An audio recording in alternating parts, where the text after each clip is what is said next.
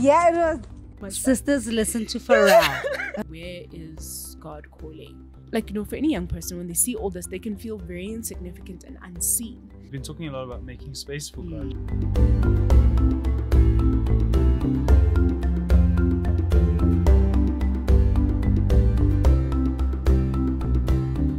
So, welcome to Christ Alive, episode 3.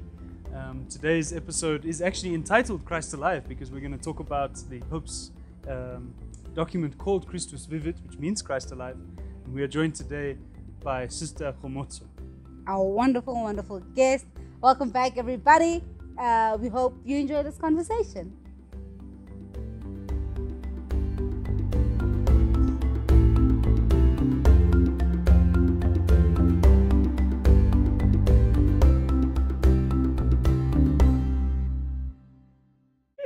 If you're going musical, just go, hello. Hello. We here. It's us. Go. Cool. So, welcome to the studio. And we're here for episode 3. And we're joined by Sr Kgomotso. Whoop, whoop. Whoop, whoop. I really feel like we should add that. And then echo. Yeah. Yeah. So how are you, sister? Yeah. Please introduce yourself, but tell us how you are. I know I just cut you off there. Okay, absolutely everything. Now I'm fine. Thank you. So yeah, I'm Sr Kgomotso Moloto. There's another Sr Kgomotso in Johannesburg. So I'm an Assumption sister. So I belong to the congregation, the Missionary Sisters of the Assumption, and I'm based here in Johannesburg. From the the Archdiocese of Johannesburg. So I've grown up here as part of my formation and training. I also spent time in the Eastern Cape. So that was really cool. And now I'm based in Johannesburg, and most of my ministry and work has been in teaching and different forms of education. So that's kind of me in a nutshell currently. Until recently, you've been teaching where? So at Assumption Convent School in Melbourne, teaching religious education in the high school, which has been it was a fun experience. It was a Teaching lot of Gen fun. Zs. Teaching the Gen Z. Oh, Amatuke. yes, I'm at 2000. But, man, there's just an amazing experience.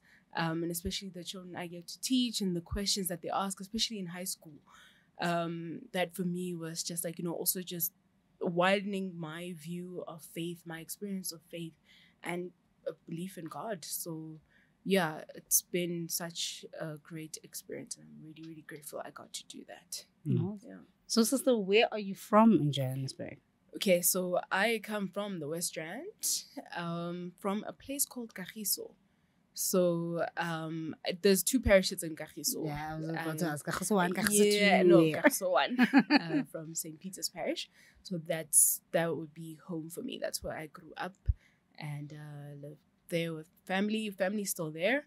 And I still go back to see them every once in a while. And So how did this journey begin for you? How did you become a sister and join religious life? How did Kgomotso become Sr Kgomotso? Yeah. So my journey discerning a call to the religious life sort of happened in stages. I think inklings of it were there apparently when I was in high school, because I met up with one of my friends and we were just catching up, and he just kind of said something about weren't you saying something like this in high school? And I'm like, I probably said it as just kind of an offhanded comment. And so from finishing high school, then in my first year at university, it was in my first year. I remember there was a sister that came to my home parish, Sister Kensani, and she's a companion of St. Angela's sister. So she came to my home parish and she was just sharing her story. And that for me was just so amazing because, I hadn't been to Catholic school, so my encounter of religious sisters was very limited. And I think I always say this, my impression of religious sisters was they dropped out of heaven, they wear long dresses, and they float on the ground. Yeah, I haven't figured out the floating thing yet. So, You haven't found yourself floating? No, not yet. Pity. So yeah.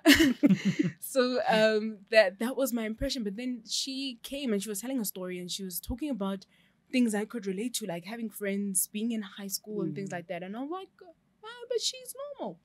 And from there, I remember my journey kind of started. I got in touch with her. I attended, I think, like they used to do like weekend day of reflection. So I did that. But then I was continuing with my studies along the way. And at some point I was just like, maybe this is not where I'm supposed to be.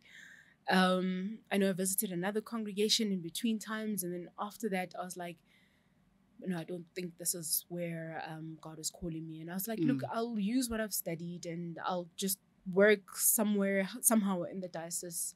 Like people will need some financial skills.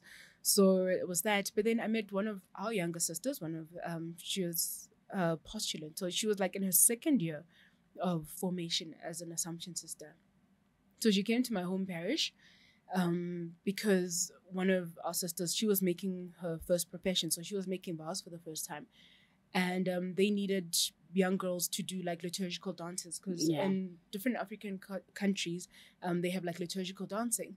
So because I was doing something like that in my parish with a small group, and they're like, oh, we heard about this, and they knew the priest because they were from the same country. And then they came and they're like, oh, can we have your dancers for the ceremony? And then also please come along, you know? So like, cool. And then she just came up to me and she's like, have you ever thought of becoming a religious sister? And me, I was just there minding my own business. And it was at the time when, discerning a call to religious life, I just kind of like unsubscribe, block notifications. I was at that stage. Somebody else. Just everything. Get somebody else to do it. Yeah. So at that stage, and I'm like, okay. So she was like, look, get in touch with our vocations directress. So I did. And so I went. It was like a couple of days after my very last exam. And just met the Assumption sisters. And I just remember after that first meeting, I just thought to myself, I'm like, I think if I do join a congregation, it's probably going to be this one. That's all that was just kind of like from the first meeting back in my head. And it was just that whole, when they said we try to respond to the needs of the times. So it's look where we are needed and try to bring God into that space. So that was the big thing for me. I'm like, I like that approach. And so one of the things also, because I just finished my studies, so I was encouraged to get some work experience, so that also it's like, get some work experience, get used to having like your own money, stuff, whatever comes with that, and then see, do I still believe that God is calling me to live this way of life? So I did, but I was still also in touch doing my reflections. And then eventually I was invited to join. And so, so I wrote my application, like, please, can you consider me? I obviously had to now leave my work and then got into then I entered the convent nearly 10 years ago. Wow. Yeah. So that's kind of how the journey started. And then, when you enter, it's not like day one, hallelujah, here's your veil. Yeah. No, it's still step-by-step discernment. And it's a continuing of like the prayer and reflection and just trying to listen to where is God calling. So it was that. And then I did 2 years here in Johannesburg of life in the convent, learning about our congregation, history, church stuff. And then, so 2 years here, and then we did novitiate for another 2 years. That was in the Eastern Cape. And then after those first formative years, then we took vows for the first time.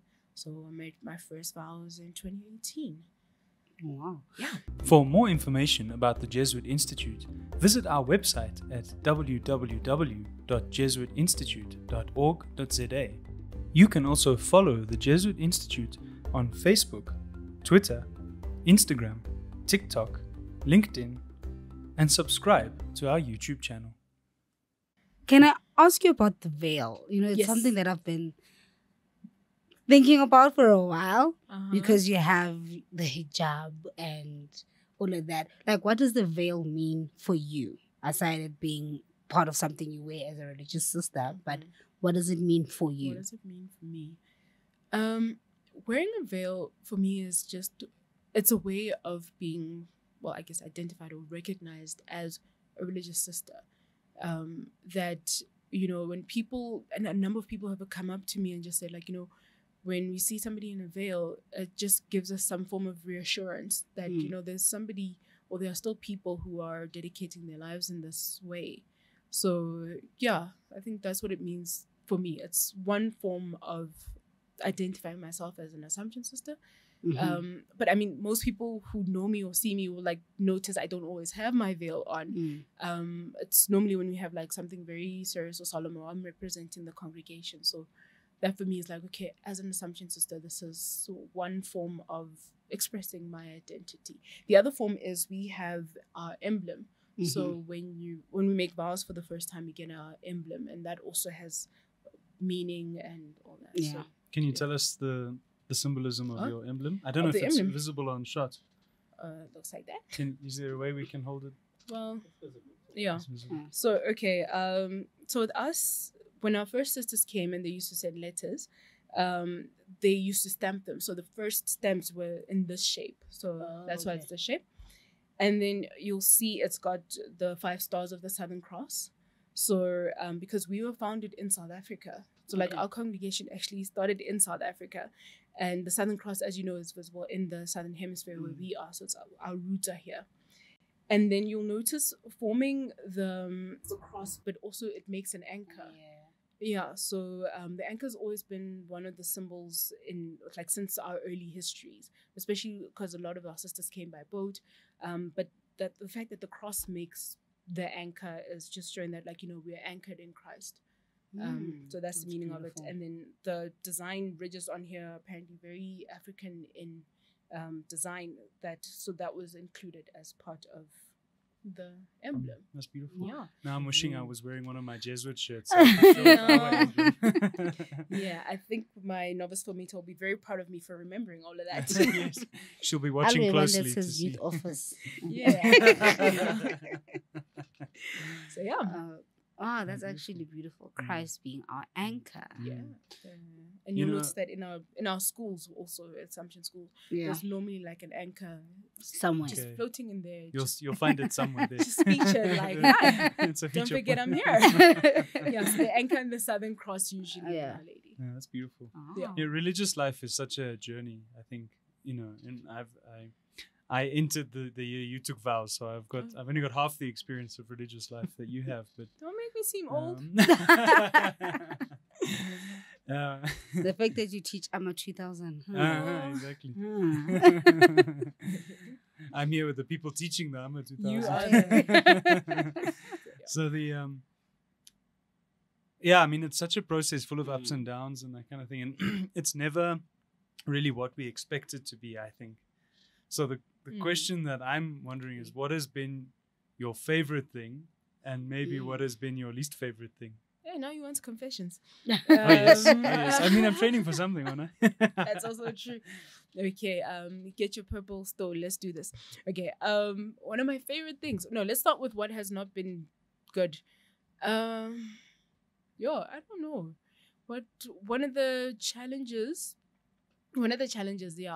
has been just people not always understanding or recognizing religious sisters, because the reality is we don't have a lot of young people responding to God's call in this way. So people just coming up with their own theories of what I'm supposed to be doing or who I'm supposed to be because I'm a religious sister. So that for me has been one of the challenges, even just like with my personality and character, people expect me to be very solemn and very serious. And I think we were having a bit of fun outside, and I'm just like riding around doing stuff, and people don't always expect that. And it's sometimes seen as is she really, are you sure? Is she really a sister? No. So I think that's one of the challenges I faced. And not forgetting that we're going to come back to the joyful part, but just responding to that, I think it's true what you say, that people expect religious to like boring and sad and that kind of thing, which is the exact opposite of what we're called to, right? Exactly. We're meant to be living the kind of joy of a Christian vocation, the joy which all of us are called to actually as Christians. Yeah. But I think if we're living a religious vocation, if we're kind of dwelling and living in our vocation, I think that's something to be happy about. To be happy about, to rejoice in, to dance in, so to speak. Trying to find a way of expressing that sentiment. But Pope Francis wrote a whole encyclical about the joy of the gospel. Absolutely. So bring some of that joy. Absolutely. Yeah. Now I want to start singing.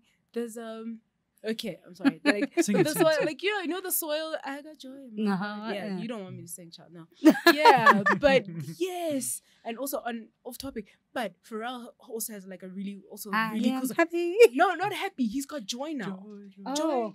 Yeah, it's such a nice song. It's a whole. It's got all kinds. It's got like the bass on it, like unspeakable, reachable. It's like got proper bass, and then at the end, it's kind of like he getting slain in the spirit. So it's like I got joy. Then take it to church. You should really listen to that song. It's so much fun. Sisters, listen to Pharrell. Okay, they are not boring. They listen to Pharrell. But you need to hear that. That is so. It's a vibe. It's a vibe. Mm-hmm. Yeah, it's a vibe. I think that's a nice way of talking about religious life, by the way. It's a vibe. It's a vibe. Vibes. It hasn't always been vibes, but bringing vibes. But now back to what has been one of the most cool things about being in religious life. For me, it's the people that I've met and their stories. I just kind of feel like if I hadn't taken the step of saying, okay, God, I believe you're calling me to be a religious sister. And there's so many people, many stories I wouldn't have heard and just been touched by just the human experience of a variety of people. So that for me is there's like a whole lot of other stuff, but just the number of people that I've met and just how their stories are just inspiring. In some cases, it just was like, here's a calls for prayer. Here are people doing the most. Here are people just fascinating. Yeah. So from the different places where I've had the privilege of serving, it's just so many. I can't, there's just so many. If I started talking about the various people, we'd be here until I don't know when. From just a small baby who can't even talk to some of the older people who are in their later years and they're reflecting on life. It's, yeah. You know what sister's just mentioning now with regards to the people that she has met. It reminds me of the conversation we had in the previous episode where we were speaking about that humans are called to have relationships. So sister is also affirming that, listen, this journey, this life thing, you really can't do it alone. Meeting people and having conversations with people is the most beautiful part of this life thing, I guess. Yeah, absolutely. I think there's been a lot of resonances, of thinking about our Christian journeys, about, looking for the joy, looking for the encounter, the kind of the importance of community. Yeah, we need each other. Now I'm so interested by this anchor at Christ being here. When did you? I don't know. How did that vision or that visual of Christ being your anchor actually sit in you? We have a spiritual journey as individuals, but when did that moment you're like, actually, Christ is truly my anchor? When did that sit with you? For me, that's been a number of times when I've been on retreat. And for us, we have to make at least an 8-day retreat every year. And a few times when I've been on retreat or going on retreat, it's maybe when stuff is just all muddled and whatever else, and the year has been a lot and things have happened. And so going into that retreat space and then encountering Jesus just in that space, in that way, and kind of putting things, kind of clearing things up and just being just focus back to me. It's just come back. You're everywhere. Just come back. Kind of. So that's just been my personal experience when in moments where I was all over and Jesus was like, you're losing focus. Just come back to me. Be grounded in what I've called you to do and be grounded in where you first encountered me. like just keep going back to why are you here? And that for me is always like, that anchor of like, okay, that encounter with God before I even entered, and going back to that is kind of keeps me sane. Yeah. It's another resonance from other conversations we've had about the importance of making space, making a place and a time to make space for God.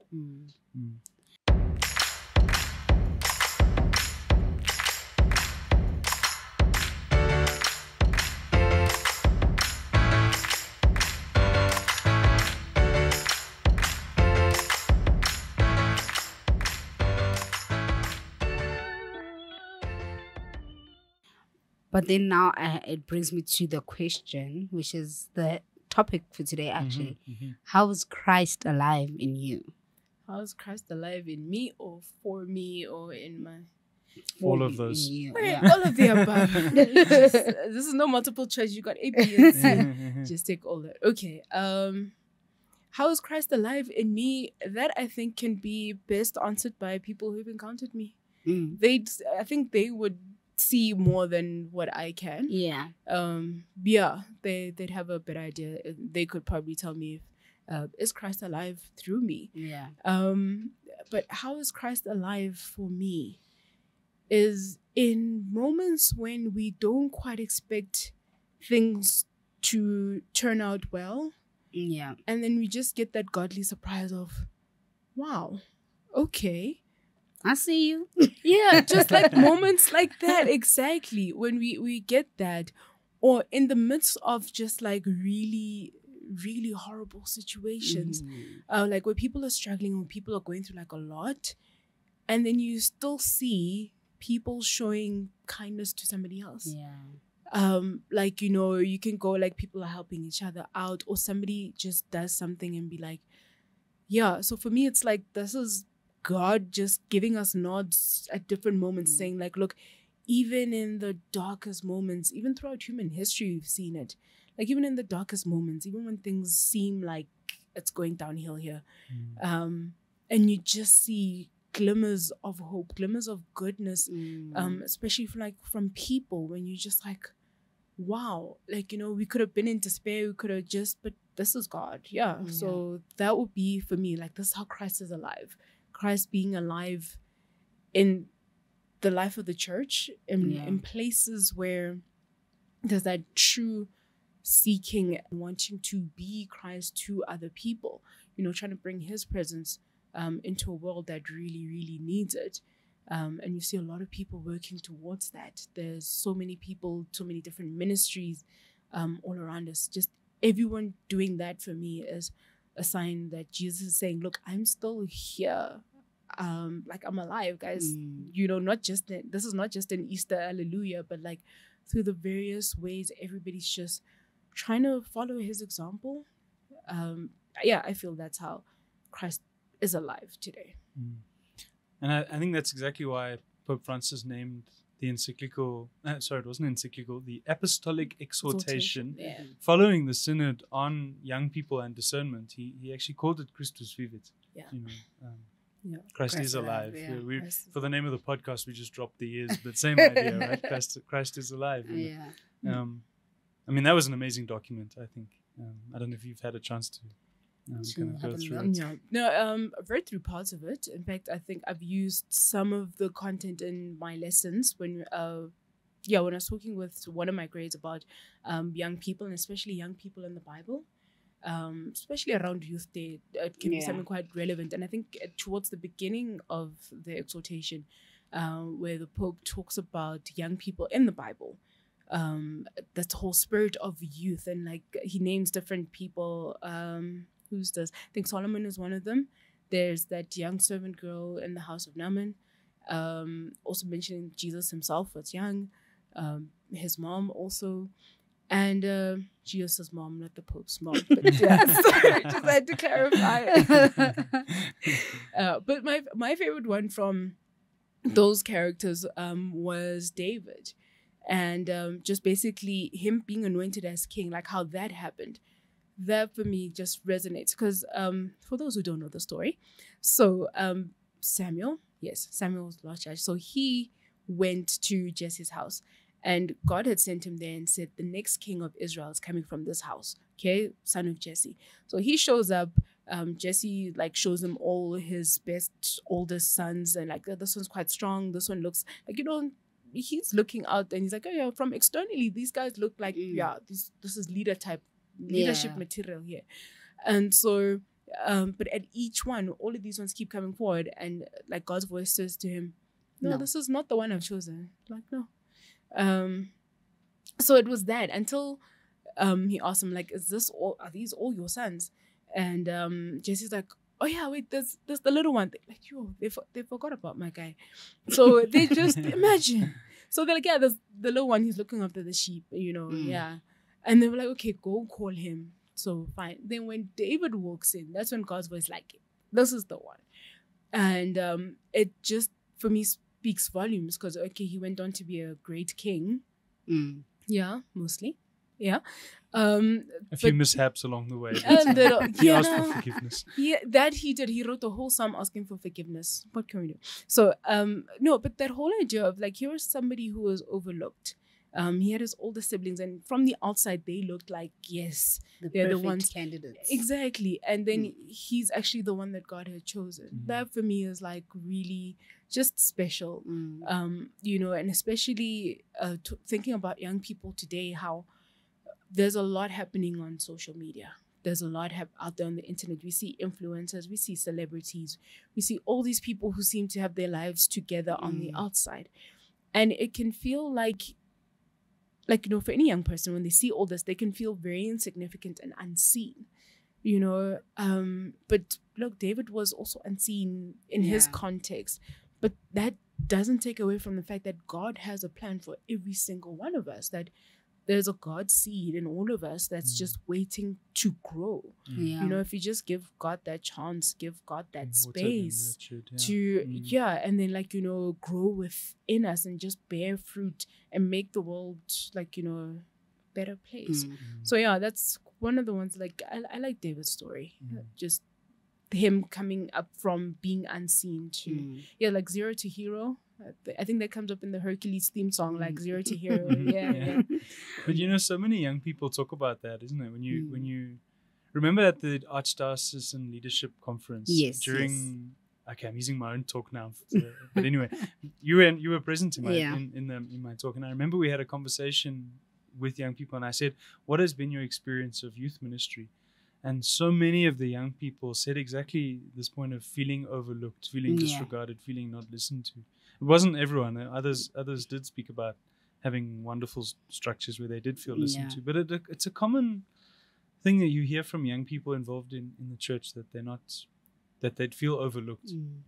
When you're speaking about David's story, recently I found out that New Zealand has the youngest member of parliament. Okay. She's a young lady who's 21. Yeah. Wow. Who wanted nothing to do with politics, who was not interested in politics at all. But that's where she's finding herself right now. And that story is like, you're basically saying God decided that this is what you're going to do. So this is where you're going. I want you. Yeah. Regardless of what it is that we were thinking our plans should be. And we planned so much. Like, you went to varsity and like, yeah, maybe not. Yeah. And then God was like, come back. So allowing God to actually be our anchor and allow him to create space for him to be, so that we can grow, is, I think, one thing that a lot of us, not only young people, but a lot of us as people, need to sit back and be like, actually, just let God be God. And then you'll see how great he is. Yeah. That's great. So one of the ideas that I really liked in Christus Vivit was this idea that young people are really searching for God, and are really searching for God's call in their life, really have a desire for God. And part of that is a desire to question and to ask questions and to be able to explore things. And often we're a little bit blocked on that, and maybe not just blocked, sometimes we're afraid to ask, maybe sometimes we just don't. But he brought out this idea that we want to be able to ask difficult questions. And I don't know if that resonates at all with your experience of working with young people. Yeah. of young people, they did actually have a lot of questions, so much, and it also just depends on the background. But when it comes to religion, there was a lot of questions, and just even creating a space where you just say, guys, no judgment.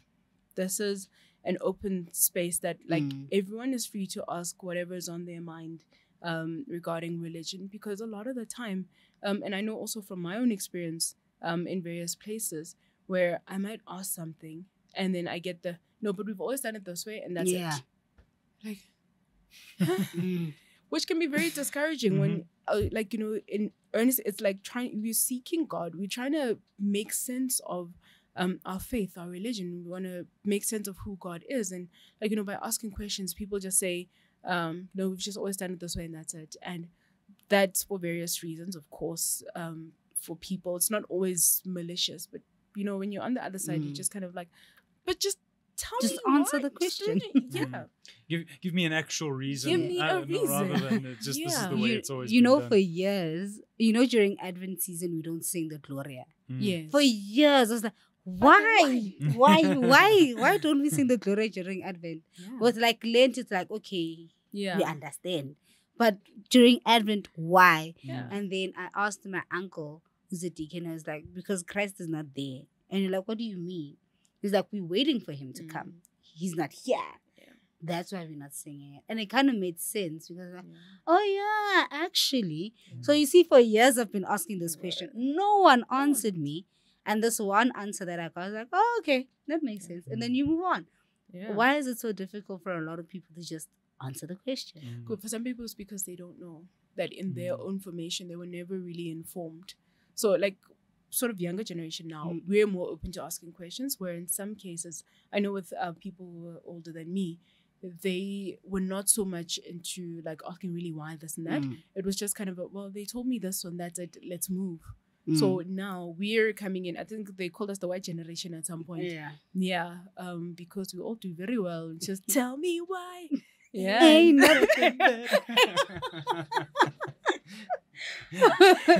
very important question now, and it was put into song. But it really is. That's a lot of what we do. So even in my lessons, that's some of what I've tried to incorporate, and just say, let's open up the space and really ask your questions. Because for a lot of young people, they've gone to other religious people, and they've asked, and they were either just given a cut off answer, like, I don't really want to answer your question, or it was seen as somehow challenging and I'm like, no, they just wanted to know what this is and why we do this and the reason for it. Which unfortunately, if people also aren't formed to know why, then it does create that problem where they can't share that with others. Which is why faith formation is very important. Absolutely. And I think also for a lot of us, a lot of people in general, we need to be okay with actually saying, I don't know. Because once you accept that you don't know, I think it opens up the door for you to actually learn. But if you dismiss that, you're not really going to learn anything. That's why we will end up having it's done this way. And the reasons and the purity or the beauty of why it is done this way is lost. That's how a lot of things like traditions and such die out, because people lose the why. They just do it's like, we've just been doing this, but then when it loses meaning, it's like, we don't have to do it anymore, because the core value was not understood, so they don't see the value. That's where we're missing out, I feel. Ask questions. Yes, don't be afraid. Don't be afraid. I think within the questions, especially faith-based questions, I'd like to say is that's where we find how Christ is alive, by asking those questions. And I think he's always is willing, ready to listen and answer. But if we are not asking the questions, he can't answer those questions.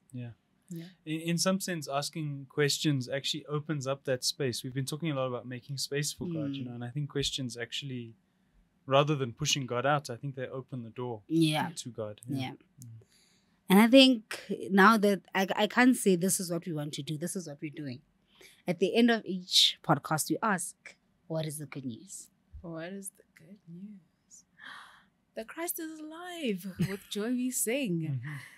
yeah, that for me, the good news is God cared so much about humanity, about human beings, about all of creation, that God sent Jesus and be like, look, go show them how to live.